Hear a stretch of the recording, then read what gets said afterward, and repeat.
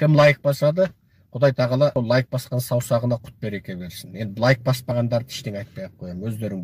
Xitaylar Şinjan deydigan Uyg'uriston, Jo'ng'ariya bölgesi rayoni va İli rayoni.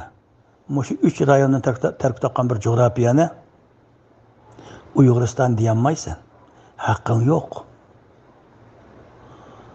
Ular u yerni birlashtirib Şinjan deylik.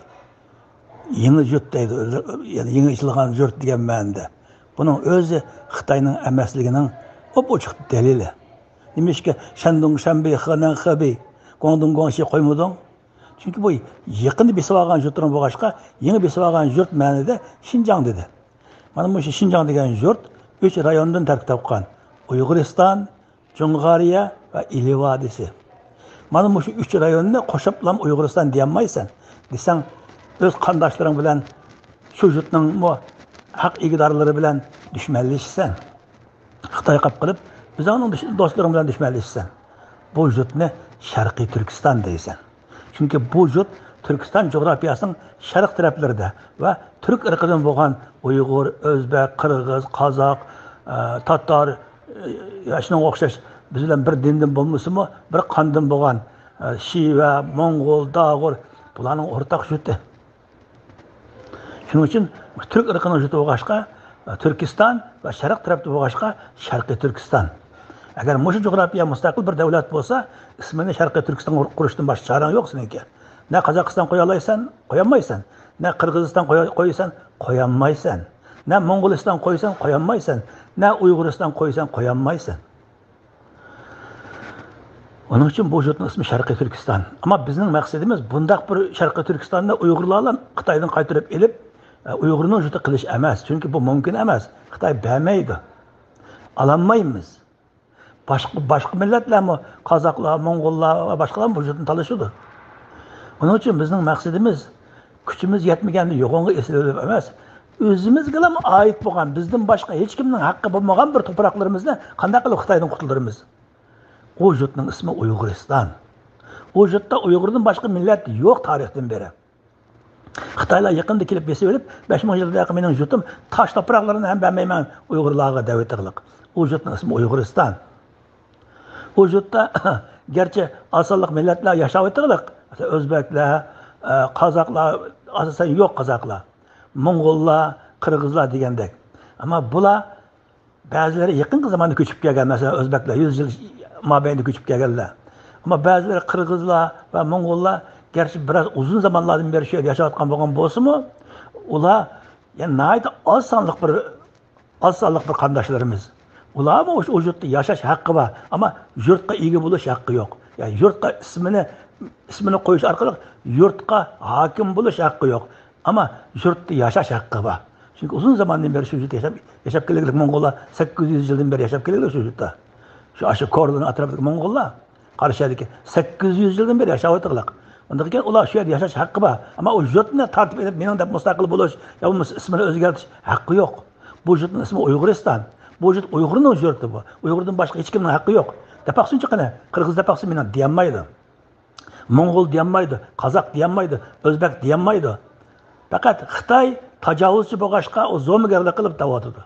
Shuning uchun biz Sharqiy Turkiston va Uyg'uriston degan vaqtda qaysi coğrafiyani deganligimizni bilishimiz kerak. Bilmay turiblam butun coğrafiyani Sharqiy Turkiston deb bu Uyg'urning yurti desak, Xitoyni qo'yib turib, o'zimizning qandoshlarimiz bilan dushmanlik kuchib ketamiz. Xitoy bundan xo'sh bo'ladi. Xitoy foydalanadi. Ko'rdingmi, masini adab alani bizga qarshi Qozoq, Mo'ng'ul, O'zbek, Qirg'iz deganlarni Uyg'urlarga qarshi kuch ko'rsatdi. Ya ular bilan birlashib butun Sharqiy Turkistonni Xitoydan qutqizamiz.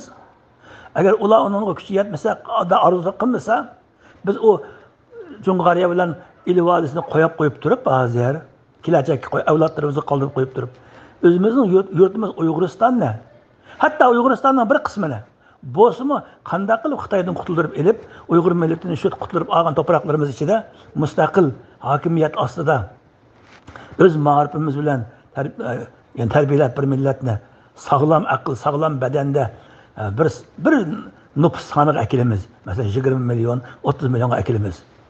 Bunu o'ylashimiz kerak.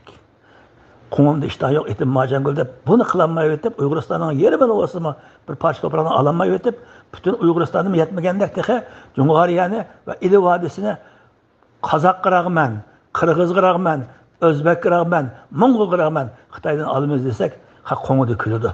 Birazda Türkçe aytganda gerçekçi bo'laylik.